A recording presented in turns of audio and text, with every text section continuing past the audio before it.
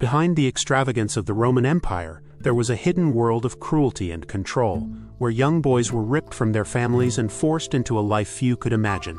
These male concubines were prized not for who they were, but for their youth, beauty, and obedience.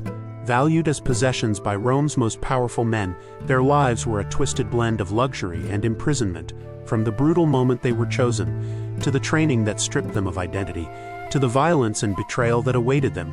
This is a story rarely told. Today, we reveal the shocking truth behind the lives of Rome's male concubines, a tale of desire, power, and a legacy Rome tried desperately to erase. From the shadows of Rome's mighty empire came a harsh and hidden reality, one few dared to speak of openly: male concubines, young boys and men taken not by chance but by design, chosen for a life that was less about love and more about possession. Their journey began the moment they were chosen, a term that disguised the brutal truth behind their fate. These boys were prized for their youth, beauty, and obedience. Unlike slaves who labored openly, concubines lived in a cruel limbo. Seen as treasures yet treated as objects, their value lay in their ability to please and obey, their worth measured by how long their beauty lasted. To Rome's elite, they were the ultimate status symbol, coveted possessions that represented power and indulgence. The selection process was ruthless. Agents for wealthy Roman families scoured cities, towns, and villages in search of boys with delicate features, smooth skin, slender frames, and an innocence that could be easily manipulated. Families, often impoverished or powerless, were sometimes forced to give up their sons or sold them in hopes of a better future that rarely came. Once chosen, these boys were torn from their homes and stripped of their identities.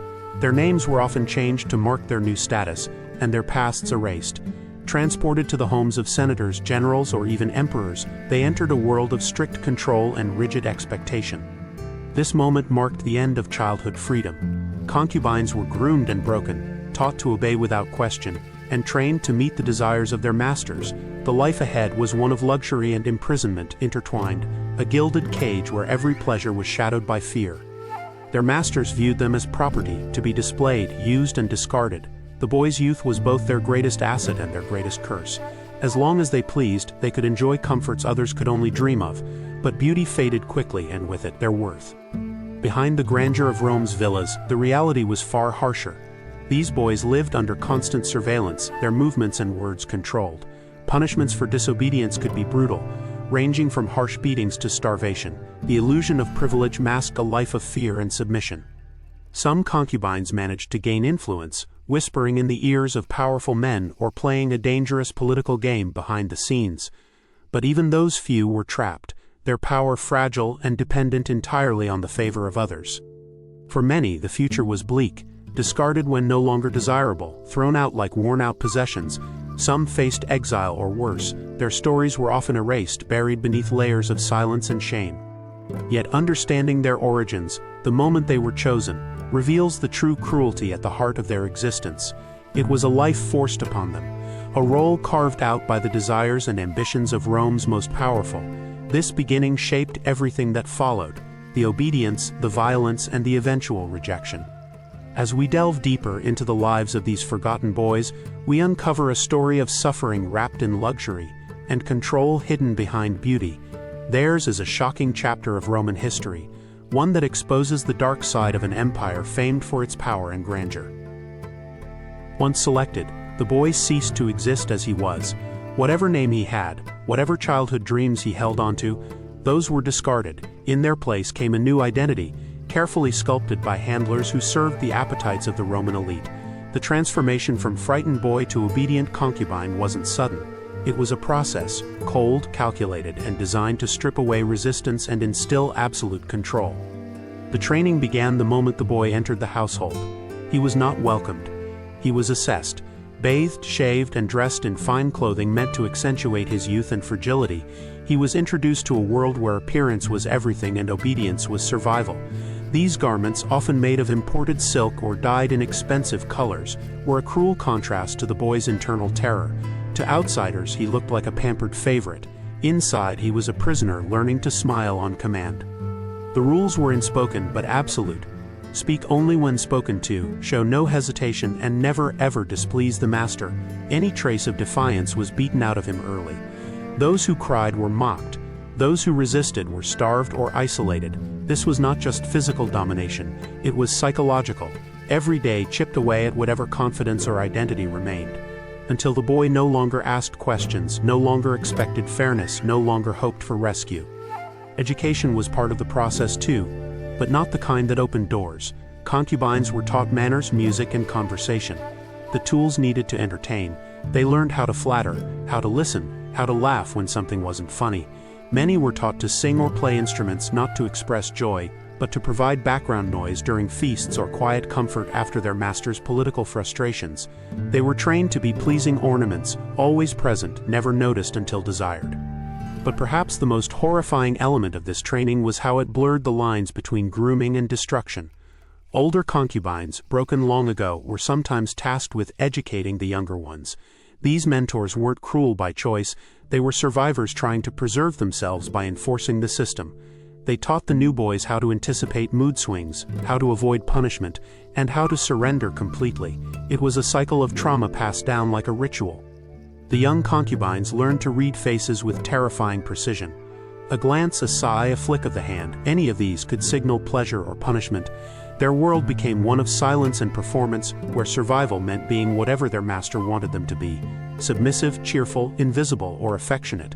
There was no room for confusion. Misreading a master's mood could mean hours of pain or days of confinement, and yet they learned, they adapted, because they had no other choice. Over time, some boys forgot what it felt like to speak freely. Their speech became filtered, always calculating risk. Some began to mistake small mercies, like being allowed to eat well or sleep indoors, for kindness. This was the cruel brilliance of the system. It conditioned them to see captivity as care, punishment as protection, and obedience as love. And through it all, Rome turned a blind eye. The powerful saw no scandal in keeping a beautiful boy as a companion. It was, to them, a symbol of wealth, refinement, and dominance. The deeper suffering, what it took to mold that boy into a perfect servant, was not only ignored, it was expected. By the time the training ended, if it ever truly did, the boy was no longer a child. He was a reflection of his master's desires, silent, graceful, and utterly broken in. But what followed wasn't stability or gratitude. The training had only prepared him for the next stage. Life at his master's side, where affection could turn dangerous in an instant. And it often did. For a time, some concubines believed they were safe. They had done everything right, learned to obey, learned to please. Their masters smiled at them, gifted them expensive clothes, even whispered words that resembled affection. In that brief lull, some dared to think they were favored, that their suffering had paid off. But in Rome, favor was never security, it was bait, and affection was just the mass cruelty war before it struck. What began with silk sheets and gentle words could quickly become something far more dangerous. Roman masters, senators, generals, even emperors, were men consumed by power, and power breeds paranoia. In this world, love was ownership, and jealousy was deadly. The same hand that fed a concubine could close around his throat without warning. Their beauty, once a key to their survival, became a threat the moment another caught their master's eye, or worse, their master suspected betrayal where there was none. Concubines lived with the constant awareness that their master's desire was volatile. A misread expression, a pause too long, or even an imagined insult could lead to an eruption of violence. Sometimes it came as a slap, a cuff, or a public humiliation. Other times it was more methodical. Starvation, forced isolation, or sexual punishment meant to reassert dominance. They were not beaten out of hate, they were beaten out of fear. Fear that the concubine might outgrow his purpose, or worse, attract the attention of another powerful man. These boys were expected to remain eternally grateful, no matter how twisted the relationship became. If they cried, they were dramatic. If they resisted, they were disobedient. If they went silent, they were punished for lacking charm. There was no correct response, only whatever reaction kept them alive for one more day. Some masters developed sick rituals of control. They might lavish their concubines with kindness one day, then disappear the next, leaving them to wonder what had changed. Others used affection as a trap, offering glimpses of care just to make the pain more effective when it came. For the concubine, this emotional whiplash was devastating. It dismantled any sense of reality. It taught them that love was always a threat in disguise.